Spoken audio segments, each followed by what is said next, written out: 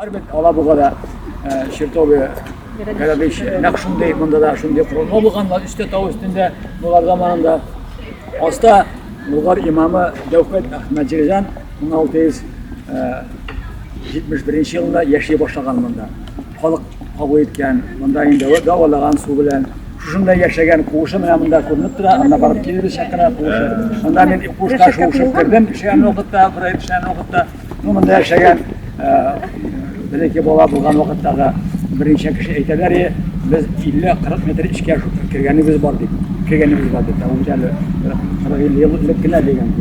Qadamda bir fikrimlar tugul, shu shiqmay kirgan bo'lar, men hech kirgan bilmedim şimdi var işlemesleri oyagan iştadı buna şunda böyle reşatga iştevabı yanıltıra işte bitti bir kişi yaşayan göbeğinde Davut nasıl gaycan şunda 102 yıl yaşap bu şey dakika ondan sonra ana oruna kalan balaları iki iş muğun bu yerine tutup duruyorlar.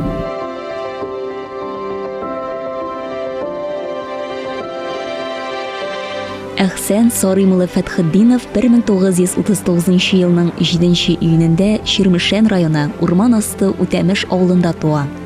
Һөнәри белемне ул Түбән Тагил педагогия институтының сәнгать графика факультетында ала. 1969 елда Татарстанга кайта һәм 30 елдан артык Түбән Кама шәһәрендә яши һәм иҗат итә. Әхсән Фәтхетдинов үзенең иҗаты белән татар халкының җанын ачып бирә ди аның турында сәнгать белгечләре. Чыннан да, ул тудырган рәсемнәр һәм агач скульптуралар һәр кемне татарның рухи дөньясы белән таныштыра. Ул көннәр буе ялгызлыкта, үз-үзе белән сөйләшә иҗат итә иде дип сөйли аның турында замандашлары. Агачларны ул бармакларына сөял чыкканчы эшкәртә торган булган. Ул шулай итеп аларны иркәләгән. Ияләр циклы Әхсән Фәтхетдинов иҗатының югары ноктасы. Әлеге сериядагы эшләре өчен ул Габдулла Тукай исемендәге дәүләт премиясына лаек була. Кем соң ул ия? Ияләр образы ислам диненә кадәр булган тәңречелек чорына карый. Әхсән Фәтхетдинов ышануы буенча һәр нәрсәнең үз иясе бар һәм кешеләр аларга яхшы мөгамәлә күрсәтергә тиеш. Әхсән Фәтхетдиновның сынлы системасында төрки фольклорның төрле чыганакларыннан алынган мотивлар, шәрык әдәбияты, Габдулла Тукай, Дәрдемәнд, Рауил Фәйзуллин шигърияте үрелә.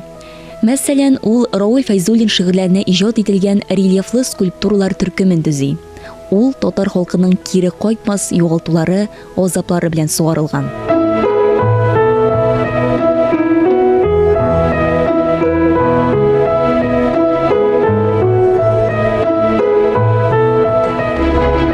Әхсән ага шулай ук атларны сүрәтләргә яраткан, бигрәк тә аларның моңсу күзләрен.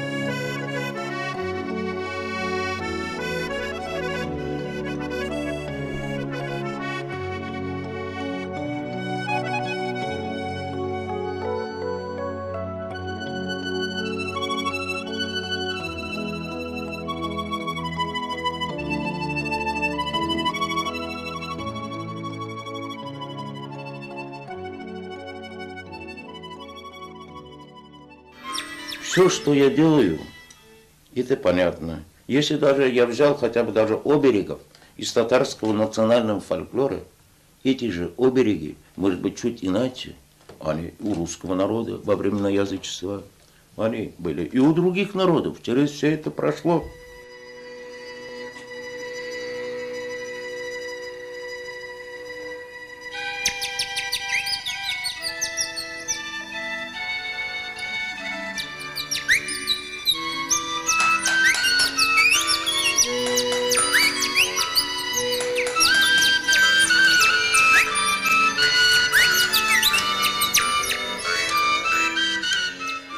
Язычество давно забыто. Вот эти обереги. А это ведь это прекрасно. Вот и сейчас очень важно. Ведь это же в языческие времена были рождены такие понятия. Охранять природу. Потому что люди жили в природе, молились в природе, обожествляли природу, там в виде камней, озер, рек и так далее. Они жили в согласии в природе. А сейчас человек разрушает природу на наших глазах. И, видимо, не только природу, вместе с этим разрушает и самого себя.